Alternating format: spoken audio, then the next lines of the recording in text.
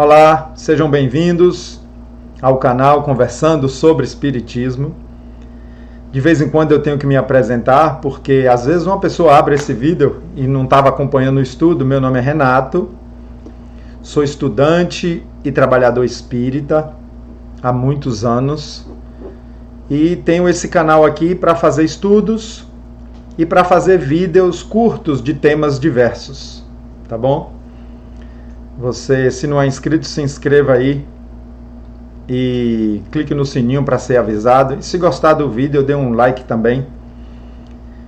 E nós estamos dando continuidade ao estudo da Gênese. Que Jesus nos abençoe.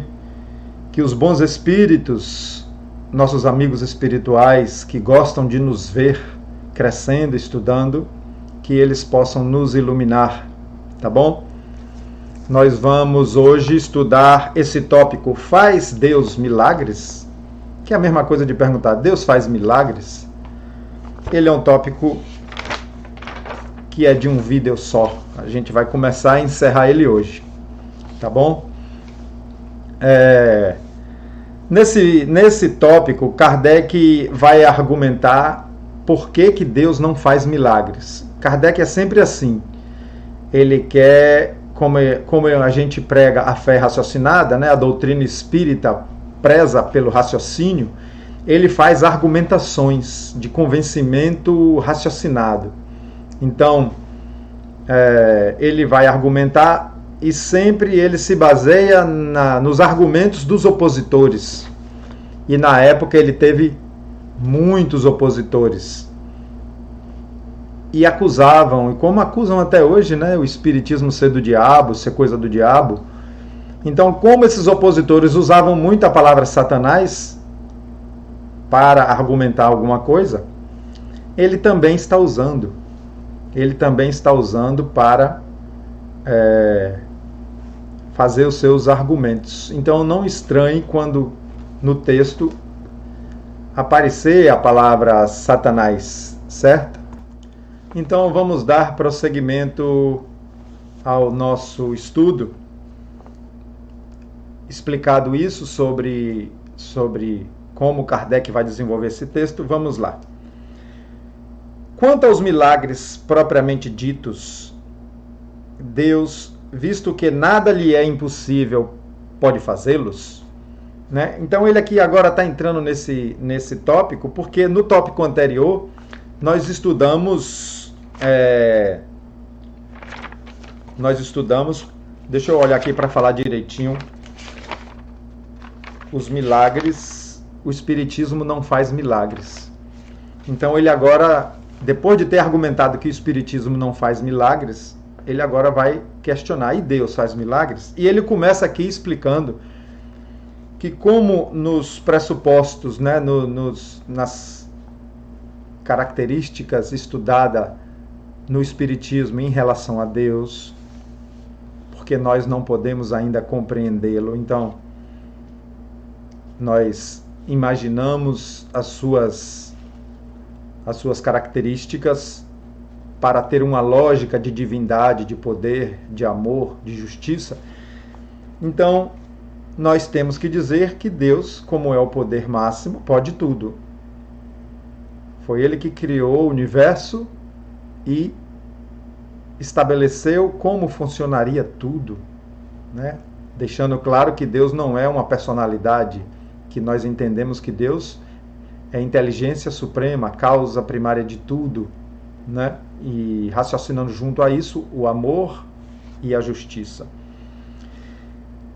Então, ele aí continua, mas falos, quer dizer, ele faz, ou por outras palavras, derroga as leis que dele próprio emanaram, porque o milagre seria algo maravilhoso, então algo fora da lei da natureza, além da lei da natureza. Então ele está perguntando, se Deus, que a gente entende que Deus pode fazer milagres, mas ele derrogaria as próprias leis? Não cabe ao homem prejulgar os atos da divindade, nem os subordinar à fraqueza do seu entendimento. Contudo, em face das coisas divinas, temos para critério do nosso juízo os atributos mesmos de Deus, Aquela hora eu falei característica, eu estava tentando lembrar essa palavra, atributos. Ao poder soberano reúne ele a soberana sabedoria, donde se deve concluir que não faz coisa alguma inútil. Então Deus, essa inteligência suprema, não estabeleceria nada inútil. Então já começa raciocinando que ele faz as coisas perfeitas. Então ele não precisaria derrogar, passar por cima das suas próprias leis para fazer algo, já que ao fazê-las, fez com perfeição. Imaginar que Deus, ou Jesus Cristo, ou os santos poderiam fazer algo fora da lei natural, seria então considerar que as leis naturais são insuficientes.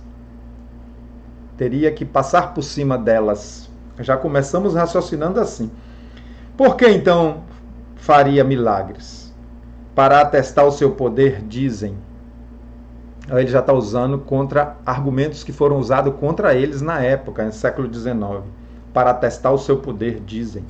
Mas o poder de Deus não se manifesta de maneira muito mais imponente pelo grandioso conjunto das obras da criação, pela sábia previdência que essa criação revela.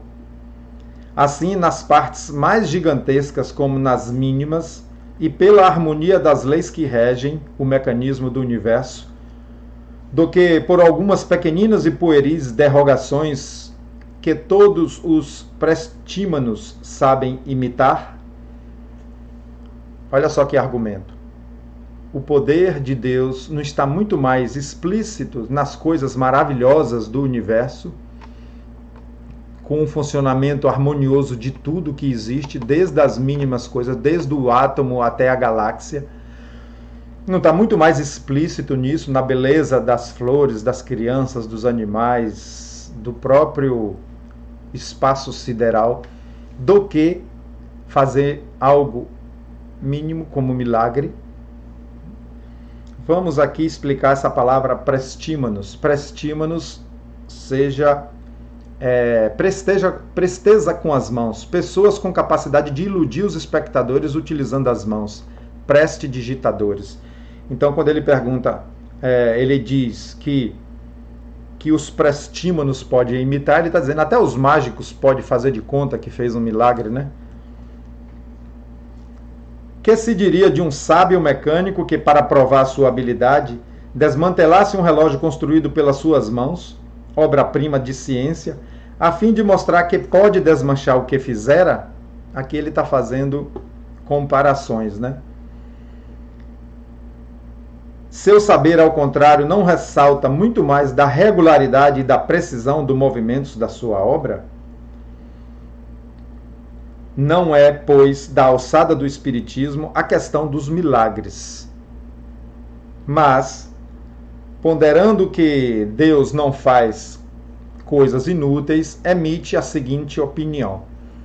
Então, antes de ler a opinião que Kardec colocou, ele está querendo dizer assim, não é do interesse do Espiritismo estudar milagres, porque nós entendemos que não há milagres, porque Deus, pelos argumentos que já foram colocados aqui nessa primeira parte, Deus não faria nada para derrogar as próprias leis que ele criou. Mas emite a seguinte opinião. Não sendo necessário os milagres para a glorificação de Deus, nada no universo se produz fora do âmbito das leis gerais. Deus não faz milagres porque, sendo como são, perfeitas as suas leis, não lhe é necessário derrogá-las. Né? Derrogar é abolir, alterar. Então Deus não ia fazer uma lei para depois aboli-la, alterá-la. Né? É o que a gente já argumentou. Se há fatos que não compreendemos, é que ainda nos faltam os conhecimentos necessários. Esse trechinho aqui está querendo dizer, se há coisas que acontecem que a gente não compreende, não é porque é milagre, é porque a nossa inteligência ainda não tem explicação para certas coisas. Não porque é milagre. Uma cura espetacular que inclusive acontece dentro dos centros espíritas. No vídeo anterior eu falei da cura de asma do meu filho e quantas curas acontecem. E às vezes não acontecem porque faz parte do processo da pessoa. Nós só dissemos assim, é porque os espíritos manipulam no perispírito, né? Mas a gente ainda não sabe dizer como. Estamos agora aqui no item 16. Admitido que Deus houvesse alguma vez, por motivo que nos escapam, derrogado acidentalmente leis para ele estabelecidas, tais leis já não seriam imutáveis. Então, se Deus mudasse as suas leis, essas leis não seriam imutáveis. Seria como as leis imperfeitas do homem, que precisa de mudança de tempos em tempos. Mesmo, porém, que semelhante derrogação seja possível, ter-se-á pelo menos de conhecer que só ele, Deus, dispõe desse poder.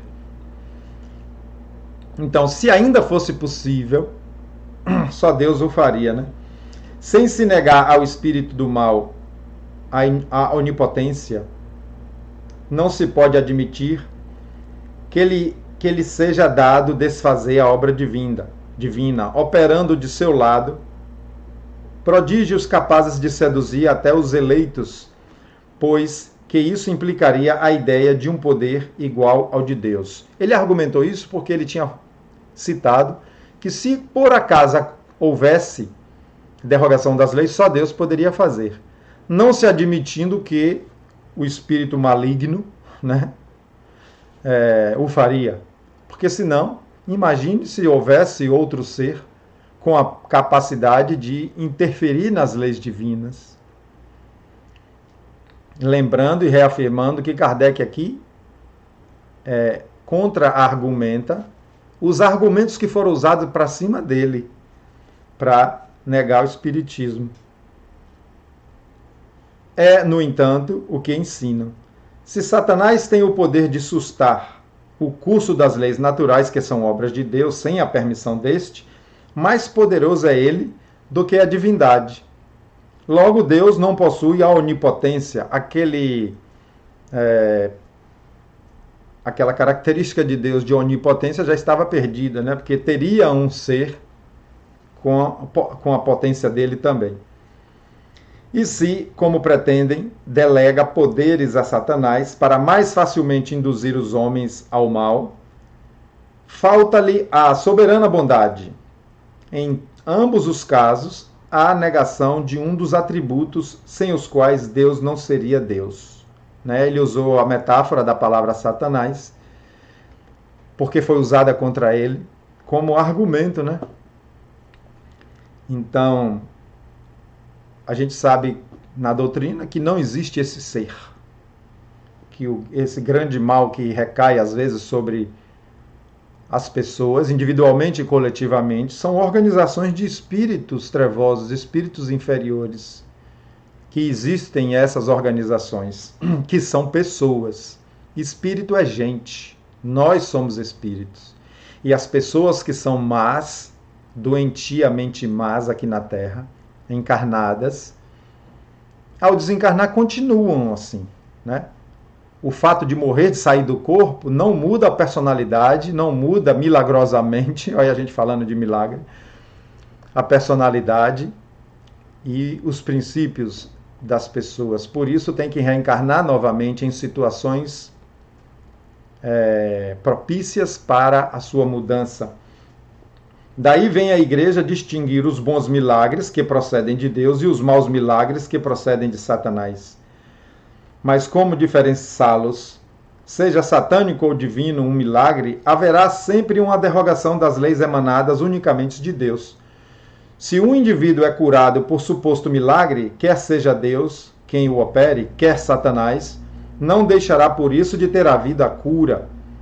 Forçoso se torna fazer pobríssima ideia da inteligência humana para se pretender que semelhantes doutrinas possam ser aceitas nos dias de hoje. Então, o que ele cita aqui, a gente já argumentou, né? quando a gente está dizendo que não há milagres, para muita gente que ainda não conhece a doutrina, ou ainda não estudou ela mais profundamente, deve ficar pensando, e os milagres de Jesus? Mais à frente, aqui nesse livro, na Gênesis, a gente vai estudar os milagres citados no Evangelho. Né? Mas eu vou adiantar que continuamos dizendo que não era milagre.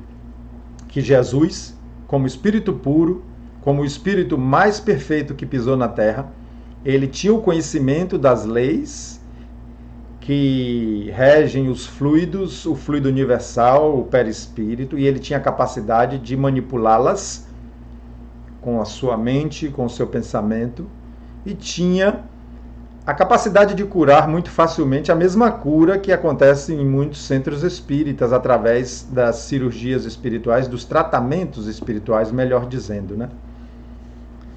Abrindo um parêntese e dizendo que a doutrina espírita, em sua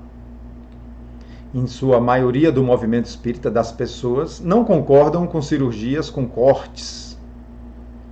Os tratamentos nos centros espíritas são feitos no corpo perispiritual, não tendo necessidade de cortes, nem de nada no corpo físico diretamente. Reconhecida a possibilidade de alguns fatos considerados miraculosos, há de se concluir que, seja qual for a origem que se lhes atribua, eles são efeitos naturais de que se podem utilizar espíritos desencarnados. Olha, são efeitos naturais, como eu falei aqui, de manipulação de fluidos, de fluido universal, de atuar diretamente no perispírito, que é o nosso corpo espiritual, né? Essa capacidade dos espíritos desencarnados ou encarnados, como de tudo, como da própria inteligência e dos conhecimentos científicos de que disponham, para o bem ou para o mal, conforme neles preponderem a bondade ou a perversidade. Porque também há curas feitas na dimensão material, através dos médicos, através dos remédios, né? Em que parece às vezes ser até coisas de milagre. E também a parte material que entra no tratamento nos centros espíritas são os médiuns, a energia do médium está ali, que a gente chama da energia animalizada, que é necessária para atuar também nesses tratamentos. Então tem a energia espiritual e através da energia dos médiuns também, energia de cura.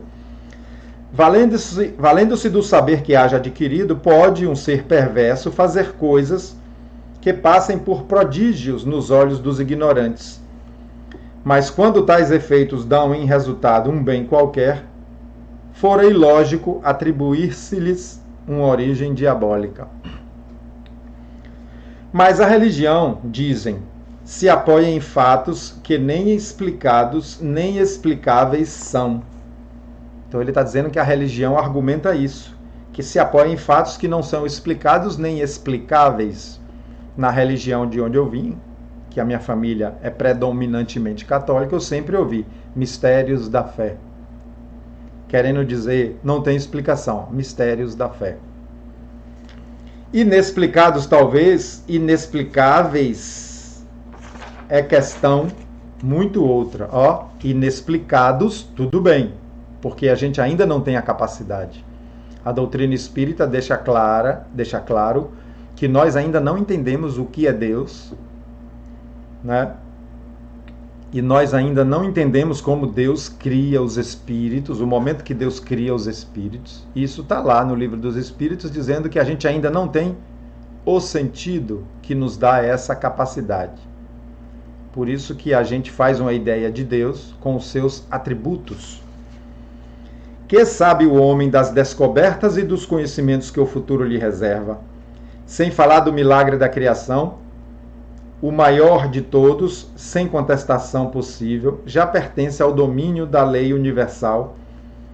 Não vemos reproduzirem-se hoje, sob o império do magnetismo, do sonambulismo, do espiritismo, os êxtases, as visões, as aparições, as percepções à distância, as curas instantâneas, as suspensões, as comunicações orais e outras com os seres do mundo invisível, fenômenos esses conhecidos desde tempos imemoráveis, tidos outroras por maravilhosos, e que presentemente se demonstra pertencerem à ordem das coisas naturais, de acordo com a lei constitutiva dos seres. Então ele citou aqui uma série de fenômenos que acontecem através dos médiuns, principalmente médiuns de efeito físico, e que a doutrina espírita já admite como natural, já explica como acontece lá no livro A Gênese. Lá no livro, o livro dos médiuns, que está aqui nessa estante, né?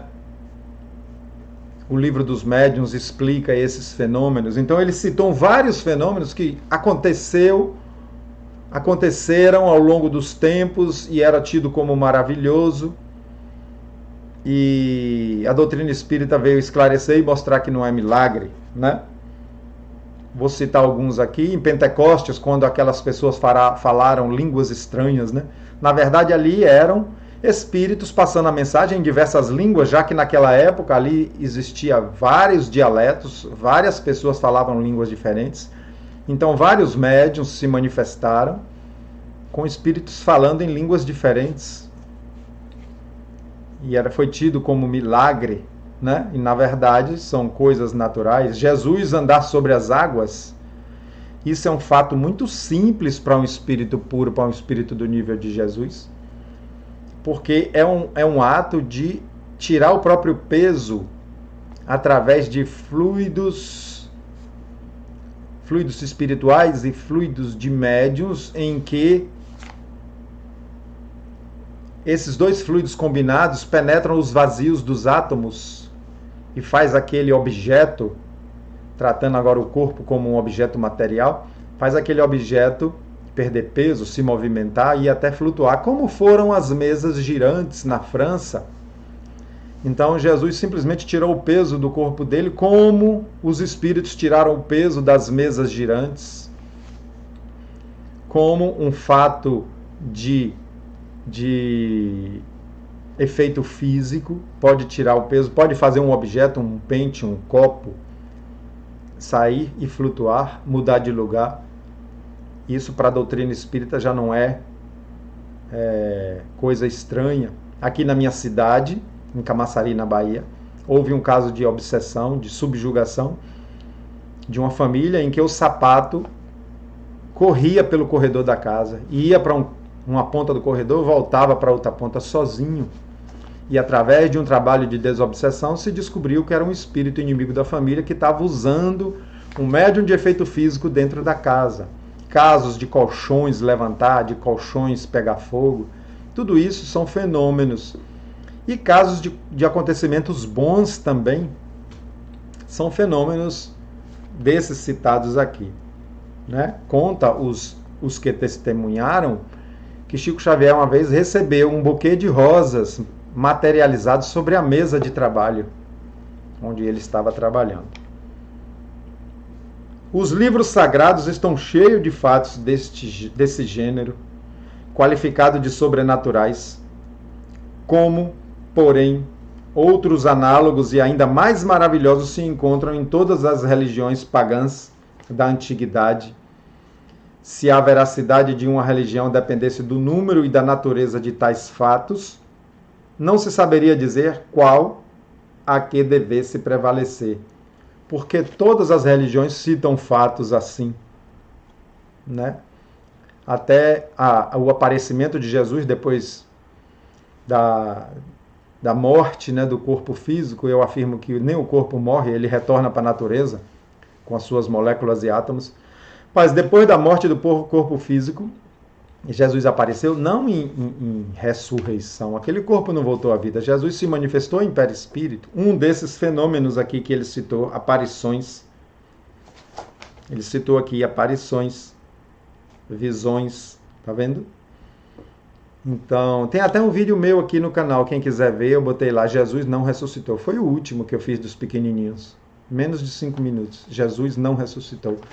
Então, meus amigos, terminamos esse tópico. Logo, logo vamos fazer o último tópico desse capítulo, que chama O Sobrenatural e as Religiões, para encerrar o capítulo 13. Que Jesus abençoe os nossos lares e nossas famílias. Um grande abraço, até o próximo vídeo.